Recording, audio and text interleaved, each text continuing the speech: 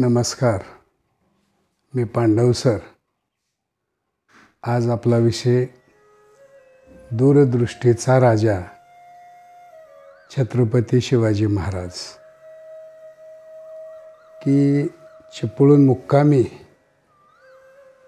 जुमलेदार, हवालदार आणि कारकुनदार यांना एक शिवाजीराजांनी एक पत्र लिहिलेलं आहे आणि त्या पत्रामध्ये त्यांनी सांगितलं, योग्य वेळेला जर आपण योग्य काळजी घेतली नाही तर आपल्यावरती किती मोठं संकट ओढावू शकतं याचं मार्गदर्शन करणारं एक आदर्श पत्र आहे. छत्रपती शिवाजीराजांनी मुक्या जनावरांची, रयतेची आणि मावळ्यांची किती जीवापाड काळजी घेतलेली आहे ते आपल्याला या पत्रातून बघायला मिळते. जोपर्यंत तुमचा मुक्काम चिपळूण या ठिकाणी आहे तोपर्यंत तुम्हाला पुरेड एवढा गुरांचा चारा, घोड्यांचा चारा आणि सैनिकांचं अन्नधान्य हे आम्ही तुम्हाला अगोदरच दिलेलं आहे. ते तुम्ही जपून वापरा. धुंदीत असल्यासारखं वापरू नका.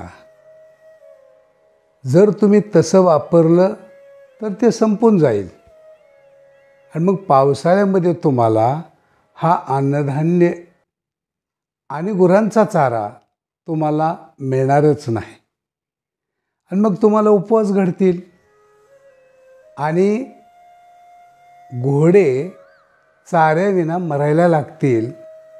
मग घोडे तुम्हीच मारले असे होईल. आणि म्हणून हे आपले सैनिक, चारा संपला, अन्नधान्य संपलं म्हणून कुणब्यांच्या घरात जातील, दादागिरी करतील आणि त्यांच्याकडं असलेलं धान्य, त्यांच्याकडं असलेलं अन्नधान्य, भाजीपाला आणि गुरांचा चारा घेऊन येतील आणि कुणब्यावरती उपासमारीची वेळ येईल. मग ते गाव सोडून निघून जातील. आणि मित्रांनो, ते जाताना काय म्हणतील तर ते सांगतील, पुन्हा मोगल आले, पुन्हा मोगल आले. आणि म्हणून की शिवाजीराजांनी सांगितलं की काळजी घ्या आणि ते तुम्हाला अशा प्रकारचा तळतळाट देतील की त्यांच्यापेक्षाही तुम्ही जास्तच आहात. आणि म्हणून ज्या ठिकाणी तुम्ही वास्तव्याला आहात, ज्या ठिकाणी तुम्ही मुक्कामाला आहात, तिथल्या स्थानिक लोकांना त्रास देऊ नका.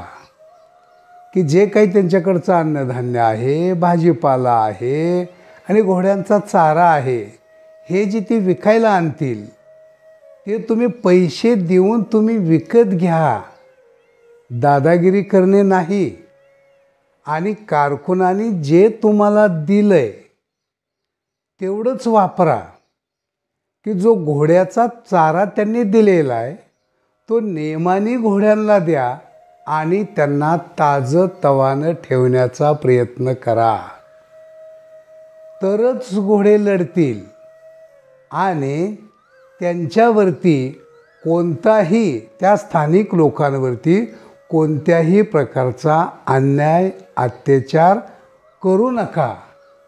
आणि जे मुक्कामाच्या ठिकाणी जे सैनिक आकट्या पेटवतील त्यांनी काळजी घ्या की जेणेकरून एखादा खण पेटणार नाही. आणि जर एक खण पेटला तर सगळेच खण जळून भस्मसात होतील. त्याच्याही पुढं जाऊन काही सैनिक की चुली पेटवतील, तंबाखू पेटवतील. त्यांनी गवताची काळजी घेणं गरजेचं आहे. आणि काही सैनिक तर झोपताना की वातीचा दिवा पेटवतील. त्यावेळेस शिवाजीराजांनी त्यांना एक सूचना देऊ केलेली. तेलाच्या वासाने उंदीर येईल आणि ती वात घेऊन गवताच्या गंजीत जाईल आणि अख्खी गंज जळून खाक होईल. मग घोड्यांना चारा कुठे? मग घोडे उपाशी राहतील आणि हे घोडे उपाशी पोटी लढतील कसे? म्हणून मावळ्यांनो, संध्याकाळी झोपताना वात बंद करून झोपा, म्हणजे तुम्हाला कोणत्याही प्रकारचा धोका होणार नाही. आणि जर हा अनर्थ टाळला तर त्यावरती राजे म्हणतात, जर कुणी गुन्हा केला, जर कुणी गुन्हा करून आपल्यावरती बदनामीचा प्रसंग आणला तर त्यांना मी सोडणार नाही. बरे वर्तन करावे. आणि त्यावरती एक स्वराज्याचा राजा मित्रांनो काय विचार करतो की मावळ्यांनो, तुम्ही संध्याकाळी झोपताना वात बंद करून झोपा, म्हणजे तुम्हाला आणि आपल्या घोड्यांचा धोका टळेल. हा सूचना देणारा, एवढी थोरवी असणारा हा राजा जगामधला एकमेव राजा असावा. आणि म्हणूनच सैनिक आणि मावळे म्हणतात, आम्ही मेलो तरी चालेल, पण आमचा छत्रपती शिवाजी राजा जगला पाहिजे. ही भावना मित्रांनो फार थोर आहे आणि ती थोर भावना आपण सुद्धा जपली पाहिजे असं मला वाटतं. मित्रांनो, मी या ठिकाणी थांबतोय.